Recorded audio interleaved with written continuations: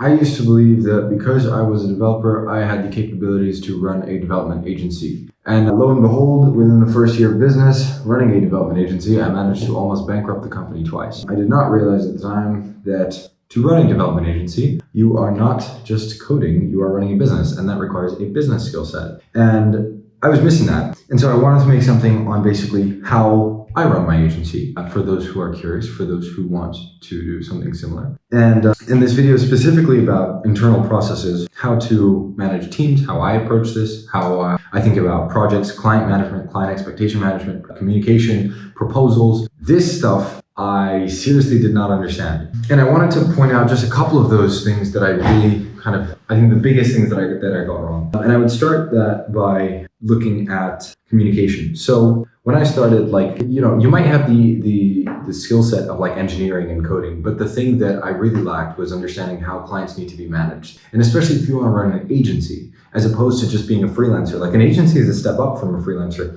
You need more professionalism as well. And so for me, that translated, one of the ways that translates into is better communication, really, really clear communication. And it's kind of like upgrading from a freelancer to a consultant, right? It's not to say that you can't be a freelancer and do this stuff, but it's you can really unlock more high negotiation power, so more better paying deals and things like that, because you will make your service a lot better when your clients know what to expect from you. Also, proposals and pitches, I didn't know what needed to be included in those. And lastly, I think I'll talk a little bit about how I organize and manage a team and how I think about contracting people, right? Whether to contract full-time people or contractors. I'm going to start by going through this stuff on communication. When I started, I had no idea on how to do a good communication cadence. I just kind of randomly text clients on WhatsApp every once in a while. I'll be like, hey, so, this is the update on your project. This is what's going on.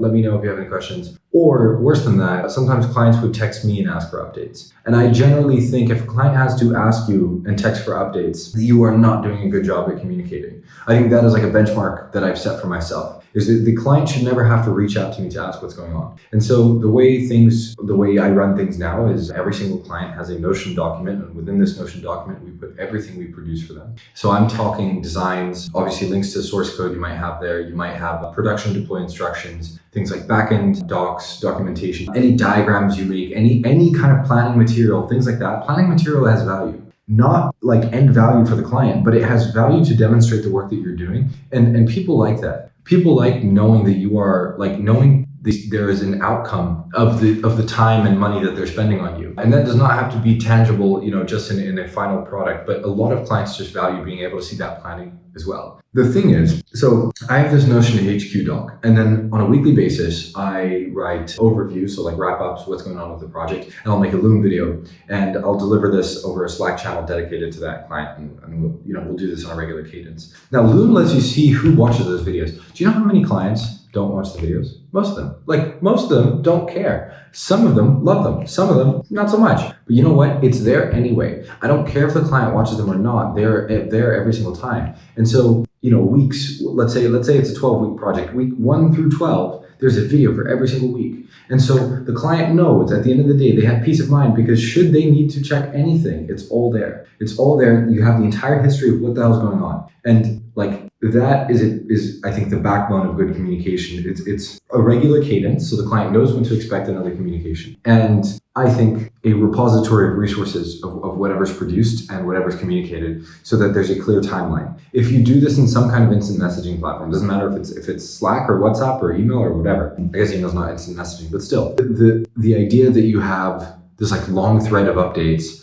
or text messages and things like that, makes it very hard to categorize those things and view them quickly and browse through them quickly. So I generally, I move away from that, and I advise people to do the same, but everybody does whatever they want. But that's how I run my communication. Second thing that I wanted to talk about is how we do proposals. Specifically, not what we include in proposals today is actually largely non-technical things. And a big part of this is to do with the fact that people care about how they're going to be treated. It is not the code that differentiates you, unless you are very, very highly specialized, in which case, fair enough. But let's say we build a web application, and let's say it's a React front end. Our React code can be slightly better and things like that, but the reality is most clients don't care for that. And if you demonstrate that you are like capable of high quality work, they will assume that like high quality code must come as well, right? And so you don't need to prove to people with an exceptionally technical plan and technical approach in your pitch. You need to first and foremost demonstrate how they're going to be treated and how they're going to feel. And then the stuff that you can lay on top of that of like how you're going to get there,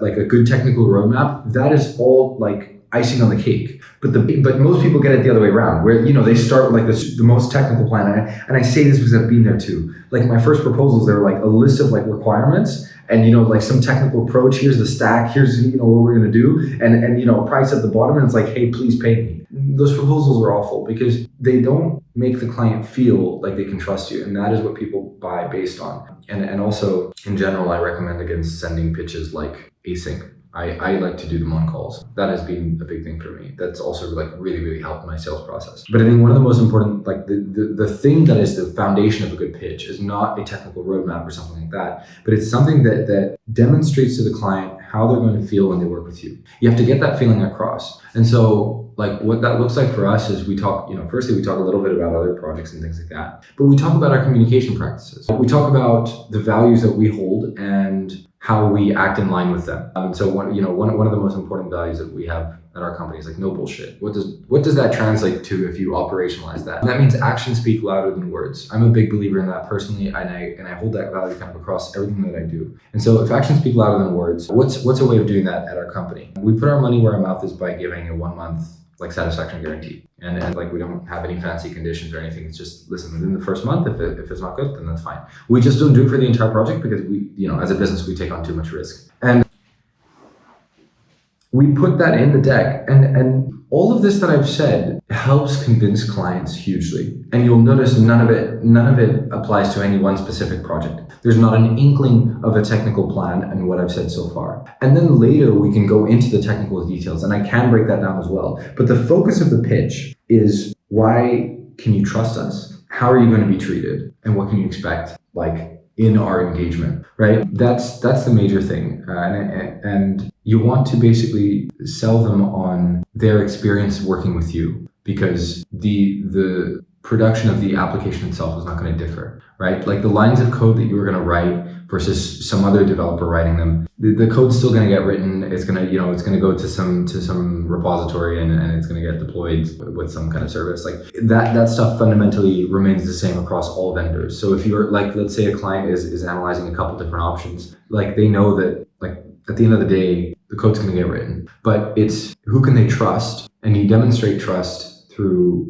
like showing how this is how I treat people. And when somebody feels that you treat people well, typically I think that comes with a certain level of trustworthiness and things like that. At least that has been my experience, and that's been one of the best things I did about my pitches. Basically, I stopped focusing so much on the technical details, and I focused on making slide decks. So I don't make like long Google Docs or something. I make a presentation, and this presentation takes no longer than 10 minutes. There's no reason for it to take longer than 10 minutes. And this is also something like, if you actually try and speak through your technical roadmap for 10 minutes straight, I promise you'll put somebody to sleep. Unless they happen to be super interested in this, most of the time it's really boring. And that has generally been my experience. The last thing that I wanted to speak a little bit on was team. Like how do you run and manage a team? How do you think about hiring people, things like that? I think one of the first and foremost, one of the most important things is hire the right type of people. And hold on, I got a call. You have to hire the right type of person at the right time. What I mean by that is there are primarily two options when it comes to hiring: contractors and freelancers, like on a project kind of basis, or full-time people. And both of them have pros and cons. The contractor typically is more expensive per hour than a full-time person because you pay for their variable availability,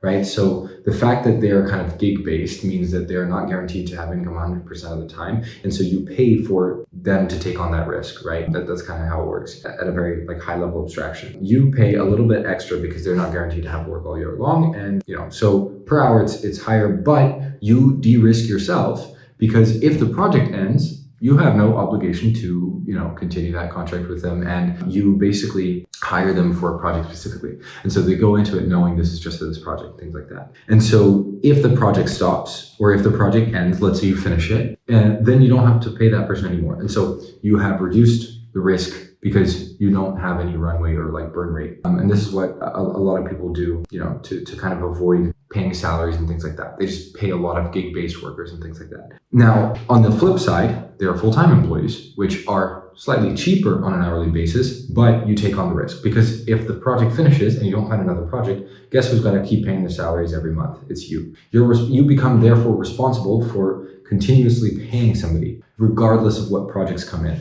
right? Unless you fire them or they leave. And that's generally not a good sign. And there are pros and cons to both, and I think both serve a different purpose. Both make sense at different times and different circumstances and situations. The main advantage that you get from the contractor or freelancer just for a project is like, obviously you have no risk, and so you guarantee a profit. Because if a project's going to pay you 10K and you hire somebody for 5, you're taking home 5, and you know that for sure. Whereas if a project's going to be 10K and you're going to pay salaries for 3 months or 6, you don't know when the next one is. Like, you don't know how much you have to pay out. But the main disadvantages with hiring contractors is generally that, firstly, they're not as committed to you and your company. And so this means the little things. This means the like, oh, hey, how about on the next project we do this? Like, let's make this boilerplate before starting on the next one, because then we can move a little bit faster. Like, these are things that only full-time employees will do, who are committed to improving your company. And this is an oversight, because it's like, you don't know what you're missing. And I think a lot of people try and just stick with contractors and freelancers. But the thing is, you don't get that, like, over the weekend they get an idea and they come back to you on how to improve your company and things like that. And the second thing is, they can seriously chop your margins if you hire good contractors. And, if you're trying to take on projects for a little bit less, it's very hard to make them profitable. And you also, it's hard to make them profitable. Typically, good freelancers get very expensive, and the cheap ones produce subpar results. This is, a thing that generally happens. And so if you obviously, if a client pays you enough money that you have like plenty of room in the contract to hire somebody really expensive, like a really expensive freelancer, then that's great, then you can go for that and you can still make a decent margin and whatever. But the problem is, if you only have budget to hire subpar, like kind of freelancers, then it's very, very challenging, because they produce subpar work. And then you introduce this other issue, which is quality control. So, if you don't consistently hire the same freelancer, you are going to get very different quality of projects. And that is really, really hard to build a business off of, because, your clients are going to have really mixed experiences. So I think full-time employees definitely make sense as something to aim for. But at the same time, I think contractors make sense when you don't have runway yet. What I mean by that is, like, make your first hires when you have enough runway to pay them for, let's say, maybe 4 to 6 months. That, I think, is a benchmark that I would have gone for. And the more people you hire, you should start to push that number up to closer to 12 months in terms of runway. I think personally, like, I think 9 to 12 months makes more sense if you are keeping, more than 3 or 4 employees, because more people are relying on you. And, it all depends on how risky you want to play the game. But in an agency game, the biggest risk factor is cash flow. It's cash flow at the end of the day. And so you can outlive other businesses through hard times just because you have saved up more money and, you have runway. And so if you can resist the urge to like spend it on the nice flashy things and just build up runway for a little while, I can speak from experience that life is better. I speak from experience because I burnt money on stupid things, and I also have done the opposite. And I would recommend not burning the money and building up that runway, because your peace of mind becomes way more. And also, when you have 9 to 12 months of runway, you can do long-term plays because you know your business is going to be fine for like a year. Also, like, I'm talking 9 to 12 months of runway in the bank.